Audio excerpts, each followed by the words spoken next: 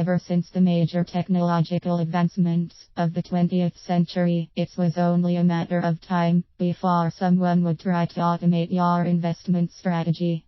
The problem is, it's not that simple.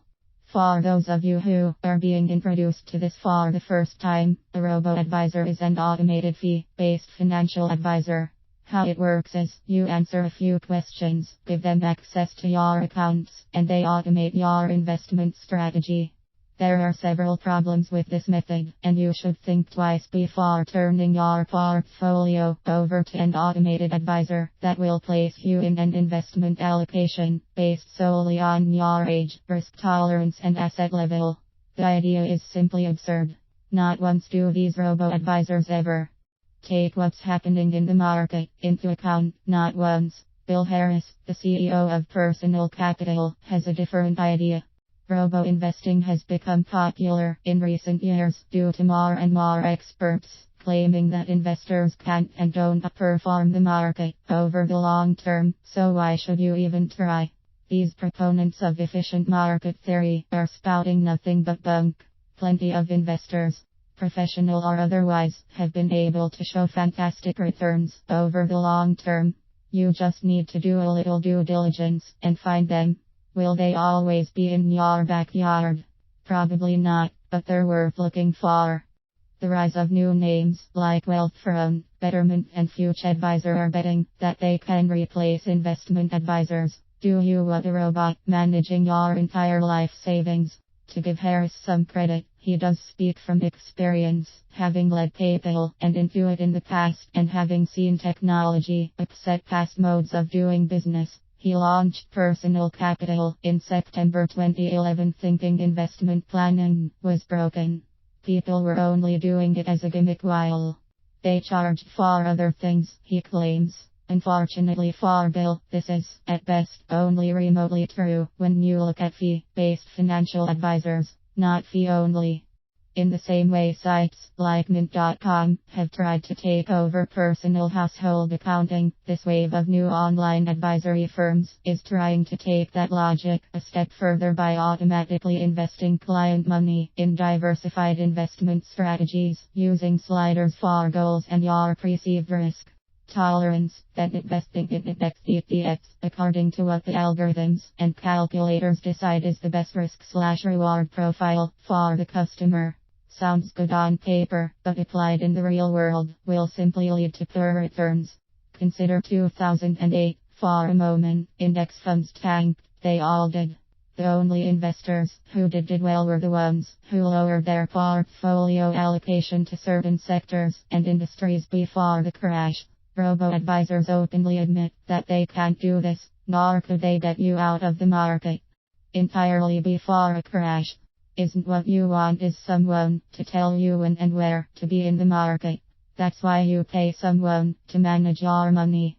Many have argued that the idea of a computer replacing all forms of professional money management is unrealistic and potentially can be very dangerous to your financial future.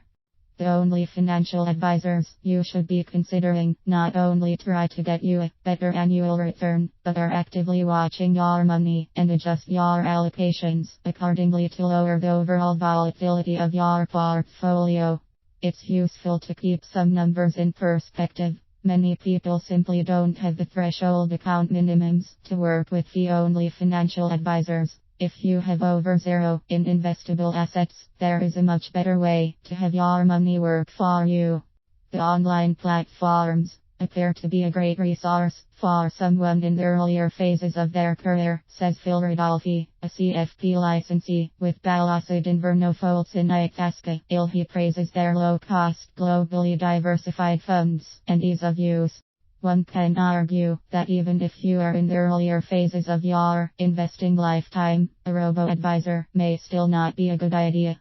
Diversifying your money over a dozen ETFs using an algorithmic investment strategy can put a serious dent in your overall returns. You'd be better off picking an index ETF no more than 3 and leaving it there. Don't try to adjust it, don't sell when the market goes down 10% or change your allocation when one index starts to perform the other. the tech bubble in the late 1990s when the Nasdaq outperformed the S&P 500 by 56% just to have it get destroyed in 2000. Save yourself the necessary fees and take 10 minutes to do it yourself. You'll be glad you did. Wealthfront is a competitor of Personal Capital, and their CEO Adam Nash, a veteran product and engineering guru with names like LinkedIn and eBay Inc. on his resume, says his firm is frankly targeting General Y investors, a group he says doesn't like to talk to people on the phone and prefers doing business in the same way they are living their lives online. Yet none of them seem to know how to use them when it pertains to investing. Interesting. It seems to me that there is a lack of teaching, not a fundamental change between generations. Yes, Generation Y may prefer to do everything online, but they could take a few days to scour the internet and find a fee-only financial advisor that has a proven track record of successfully managing money through multiple market cycles. When you are going to make a decision that will have a huge effect on the rest of your life, it makes sense to take the time and do some due diligence. The perceived human factor. Bill Harris, the CEO of Personal Capital, mentioned earlier, doesn't just want you to turn over your financial future to some algorithm. If you have more zero, he also wants to connect his clients to a fee-based financial advisor. Anyone can be a licensed fee-based financial advisor. It takes about 2 weeks of studying, and then they must pass a test. That's it. Most fee-based financial advisors have little to no market experience, legally cannot show you how their advice affected their other clients, and many have only been around for a couple of market cycles. Robo advisors are also big fans of getting people to constantly monitor their financial planning on their iPhone and iPads. Let's be perfectly clear. You need to know where your money is and how it's being invested, but you should never, and I mean never, try and watch it every day. It'll drive you nuts, and you'll make poor emotional decisions, because if it's not just you, most investors do it. It's really hard to be completely objective about your own money, as it's up one day and down the next. Check your portfolio at most every 6 months. If you struggle doing that, then you need a new financial advisor. Technological backlash. Despite the different approaches, the worry among advisors is that websites are mostly doing it backward, letting the algorithm choose the investments before the planner has sat down to discuss long-term and short-term goals. A 20-year time horizon for college money, or a 40-year time horizon for retirement, and short-term money for a mortgage, etc. None of these websites can handle your estate planning or insurance or figure out complex cash flow problems. All the machine does is determine the risk and long-term growth metrics using a style box investment method. Furthermore, there is the tough love aspect of planning, that the machines can't offer the ability to fire a client living beyond his or her means. Would the algorithm tell clients they need insurance, or that they are paying too much in rent? Lush pickings. All of these firms are less than 5 years old. They are thriving at a time when all investors are thriving. The S&P 500 has risen more than 170% in the 5 years since its bottom in March 2009. Could these firms live through a downturn? Wouldn't the risk be worse if panicking clients had to deal with all the volatility in the next market downturn?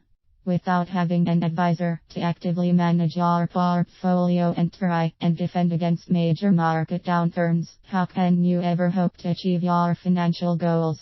Harris thinks that Personal Capital can benefit as much in a down market as in an up market, since the service is personalized even though the strategy isn't. In a static indexed strategy, if the market goes down, you go down with it. There are no exceptions. If you are contemplating using a robo-advisor, please take a moment and consider your options. What you do to secure yourself financially for the future is the most important decision you'll ever make.